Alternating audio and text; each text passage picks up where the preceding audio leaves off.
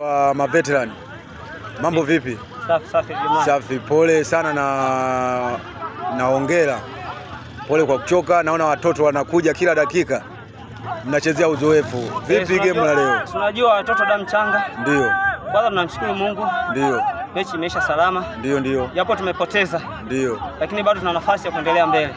Ndio. Naona hawa ilikuwa mechi ya kwanza na bodaboda ilikuwa 2-2. Nyie mechi ya kwanza na bodaboda ikawa 0-0. Alafu mechi ya pili hawa wakaja kufungwa na wale Piramidi, ila na nyie mkamfunga Piramidi, na leo wakaja kuwafunga. Kwa maana hiyo kalipa deni la Piramidi. Nyie bado mnakuwa na goli, nyie mnakuwa na wenyewe wanakuwa na magoli mawili na nyie mnakuwa na goli moja tuseme. Vipi hapo inapokuwa? Msimamo ulivyokaa, wao wanakuwa na pointi 4.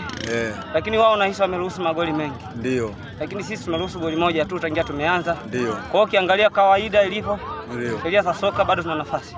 Sawa, kwa hiyo karibu sana Radio Mlangwa. Tusikilize hao mechi ya kesho, sijajua paka mweusi na nani. Mechi ya kesho nao tutakuwa na game, najua tutaamua kwamba mimi nakutana na nani. Sawa. Lakini pia wachezaji wengi nimewakosa leo. Ndio maana unaona imekaa hivyo. Sawa, karibu sana Radio Mlangwa. Asante sana.